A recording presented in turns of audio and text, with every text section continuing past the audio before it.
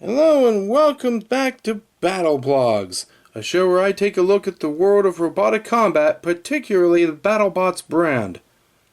And we've got the second night of the new World Championship number 7, as they call it.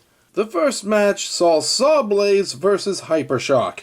It was a good match. It was a clash of two titans almost. Hypershock quickly wound up on its head, which wasn't that big of a deal. It can still be pretty dangerous in that position. But then eventually it lost two tires and was no longer moving.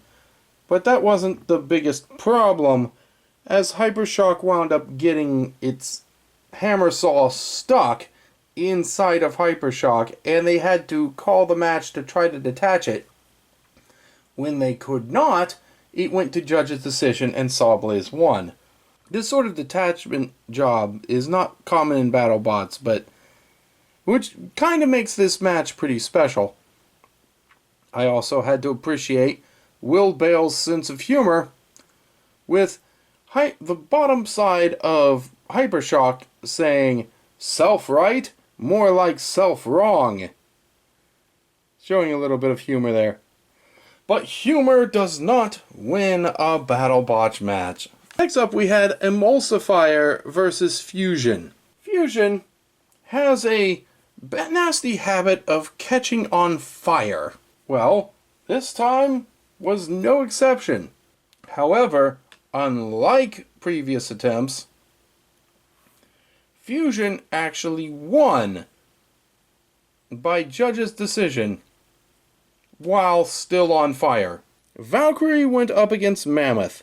Now, Mammoth had a new design where its spinning arms now had a hook to more easily catch a bot and possibly flip it, or whatever the heck Mammoth actually does.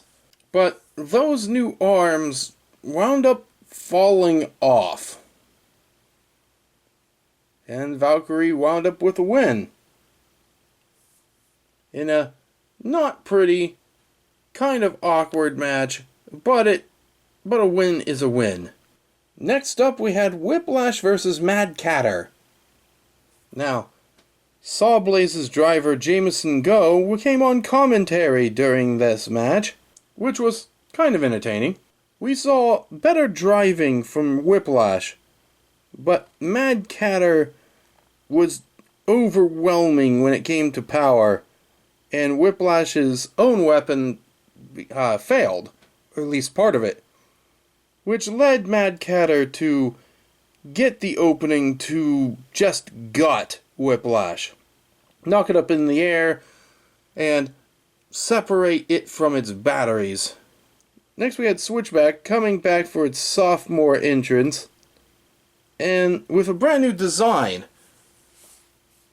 that made it a lot more viable, I think.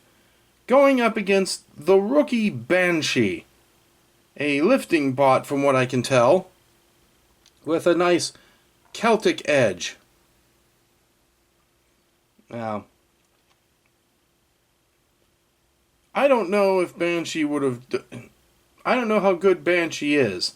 All I know is Switchback broke the lifting arm on Banshee early in the match, which prevented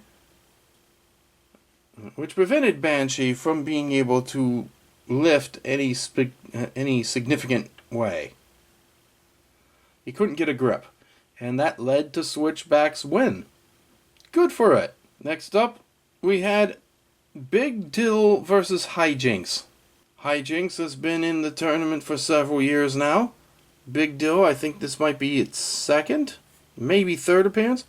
Anyway, the lifting bot didn't really gain much headway against Hijinks, which tore it apart enough to have Big Dill catch on fire and treat the entire audience to the smell of fried pickles. Lastly, we had the main event with Endgame versus Blip. I like Blip. Its flywheel lifter is an innovative design and has proven to be kind of effective. Against Endgame, though, this time, they were not so lucky.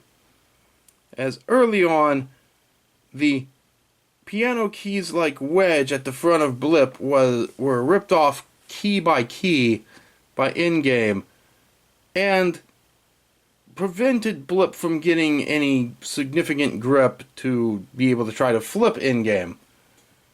One of those piano keys did get wedged into N-Game's weapon to stop it for the rest of the match, and that allowed Blip to last the full 3 minutes, but it really wasn't enough to manage a win in the judges' eyes, and N-Game still won. Not that I had anything against N-Game, but yeah, what a lot of people would believe to be the #1 seed, it gets predictable when winners win, you know? It's okay. It's not really anything to complain about. I enjoyed the action, even in the slower paced matches like Valkyrie and Mammoth. And I look forward to seeing how the rest of this tournament plays out. I will be back next week to continue this coverage, and when we do, we'll once again hear Farouk say, "It's robot fighting time."